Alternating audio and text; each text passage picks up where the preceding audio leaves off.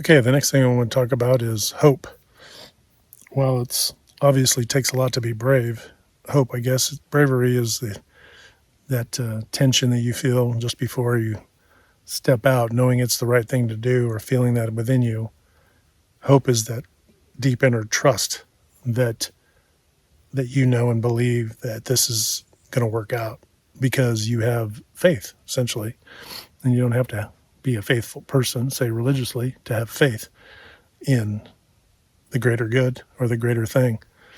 I believe that hope is an important thing. Hope is a binding agent, and it is what helps conviction.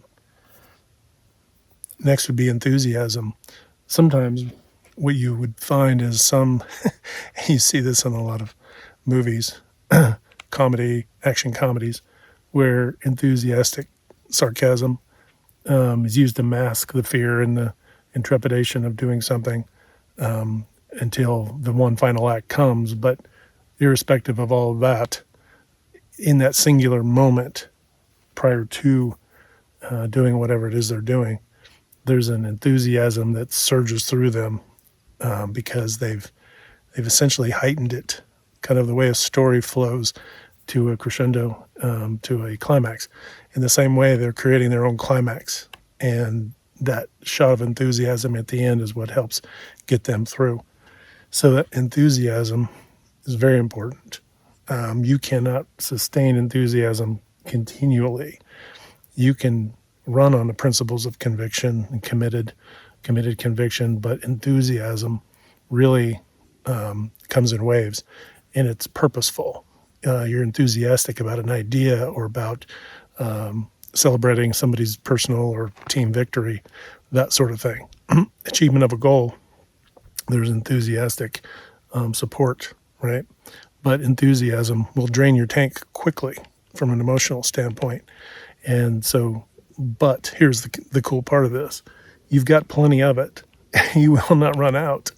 And it is one of those tanks that never gets empty, but it will definitely tap your energy. So use it a lot, use it wisely, and keep it positive, because enthusiasm can help carry a lot of these other things forward. And you need it. Sometimes you need it to get others, that resonant frequency you give off, that energy, that positivity that you're giving off is influencing those around you, because it's through that enthusiasm that they're feeling your bravery, right? They're feeling your they're feeling your conviction. They're feeling all of those things we just talked about. Enthusiasm is somewhat of I won't say a transmitter, but it is a frequency, or it is a wave that you can create and that you can ride, and that you can invite others to ride with you. Some of that does have to be by design, and it does have to be purposeful and meaningful, right? It can't just be random wackiness, although random wackiness has its place for sure. I definitely can identify with that. I'm a grandfather of 7, so never be afraid to be a little wacky for the grandkids. Okay. And then, of course, this next one you could really place anywhere, but fearlessness. It's difficult for anybody to say, well, I live fearlessly. Really, just about everybody has a thing. I don't care. It's a phobia, an animal. Some people hate spiders. Some people snake. Whatever. Everybody has something. Some people commitment, right? Relationships. Getting too close to other people. Vulnerability is a fear, right? They may be brave and fearless in all categories, but they struggle with team dynamics. I've seen that in leaders actually distancing themselves and not getting involved and not engaging. And part of that, I believe, was a fear that others would see them. And that's definitely not a fear you want to take part in. So you need to be fearless.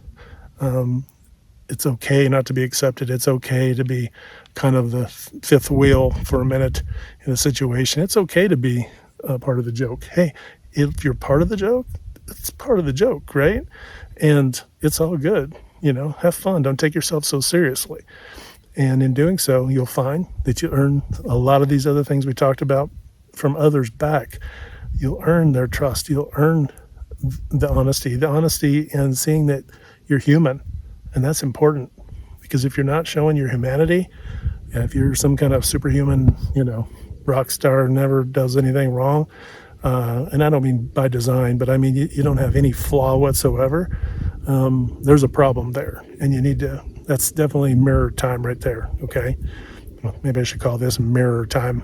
So, anyway, that's enough for this segment. I'm out here roasting in the hot Arizona sun in the middle of January, or not middle, but in January. So there you go.